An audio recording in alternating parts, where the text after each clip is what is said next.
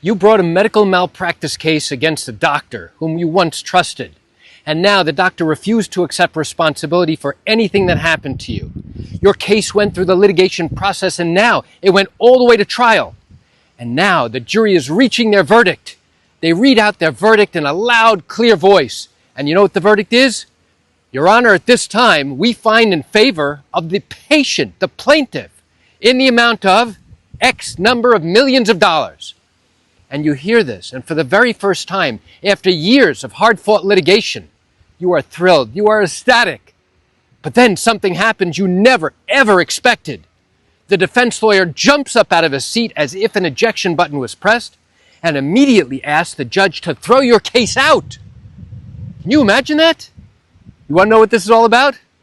Come join me for a walk along the beach as I share with you the answer to that question.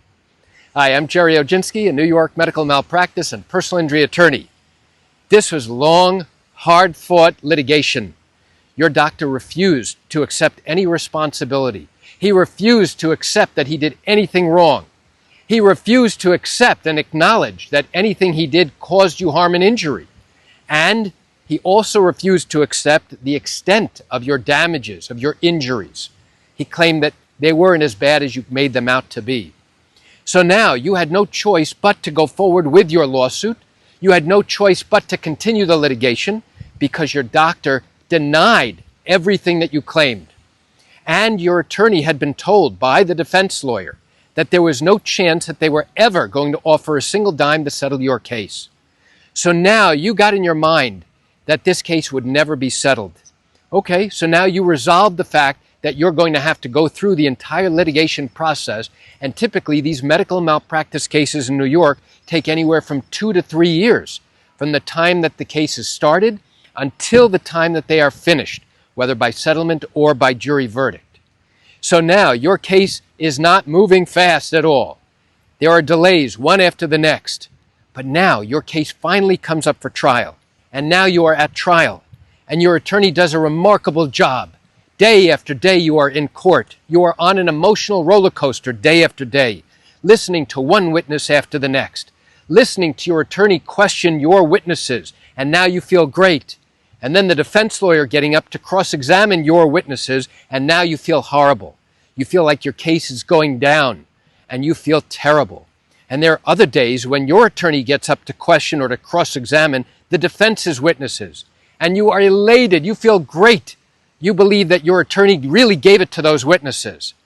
And there are other days where the defense attorney puts on their witnesses and they do a great job, which means you feel like crap.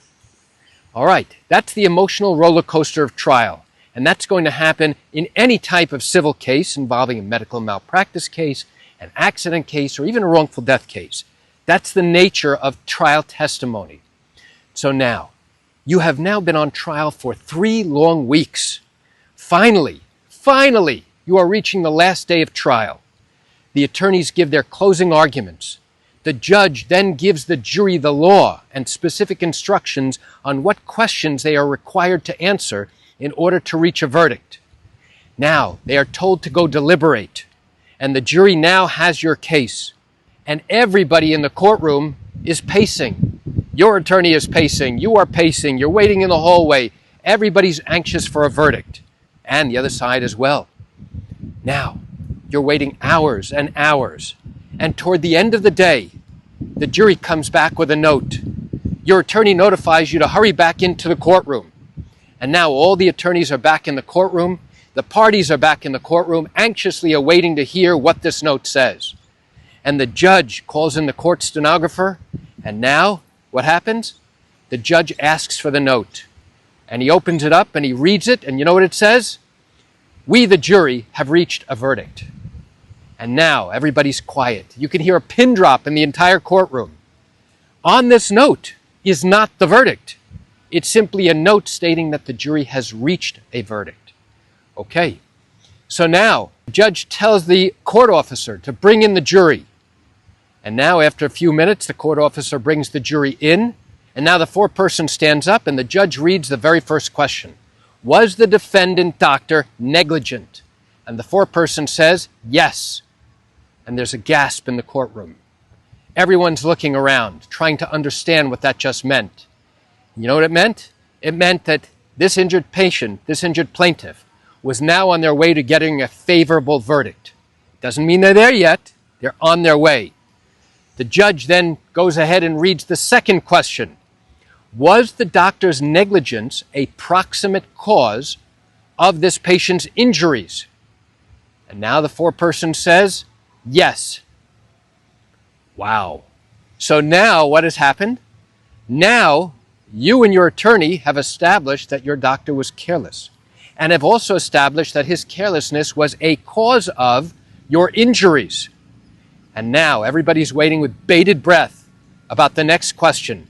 How much money do you give to this injured patient for the pain and the suffering that she endured from the time of the wrongdoing up until the present time? And now the jury foreperson says, we give this patient for past pain and suffering $5 million. And there are more gasps and shock in the courtroom.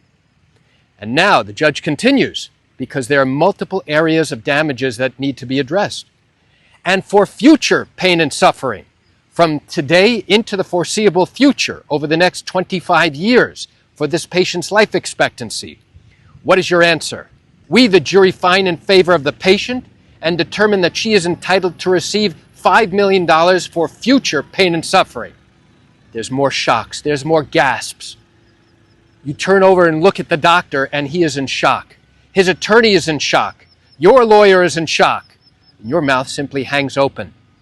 And now the judge goes through a couple other elements of damages, such as lost earnings and expenses, medical expenses that have not been reimbursed. And now the jury comes back with additional money that they have decided to compensate you for those elements of damages.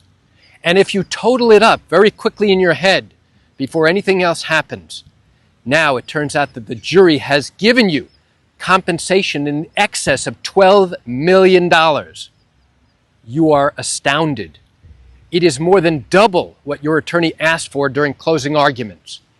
Now, before you have a chance to take the next breath, the defense lawyer jumps up out of his seat and in a very, very angry and forceful tone says, Your Honor, at this time, I ask that you dismiss and throw out this verdict as being against the weight of the evidence.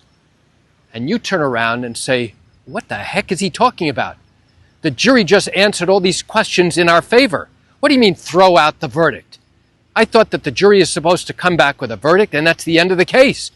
Well, my friend, that would be incorrect, sort of. What does that mean, throw out the verdict?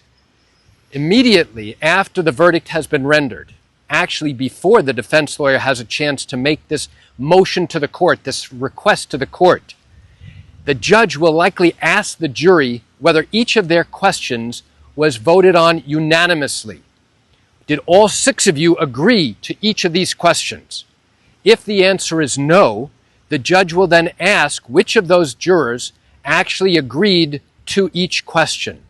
As long as 5 out of the 6 jurors who sit in judgment on this case agreed to each of those questions, you, my friend, have a verdict in your favor. It does not have to be unanimous. So once the judge has established whether this was a unanimous verdict or 5 out of 6 to each of the questions, now he will discharge the jury, and actually before he does that, the defense attorney may make his request to throw out the verdict before the jury has left. Why does he do that? He does that because he's now putting on the record that he believes that the verdict is inappropriate, that the evidence does not support the jury coming back with such a verdict. And he believes that the only reason why they came in with their verdict may be for emotional reasons, or they felt sympathy and decided that they had to go ahead and give a verdict in favor of the injured patient.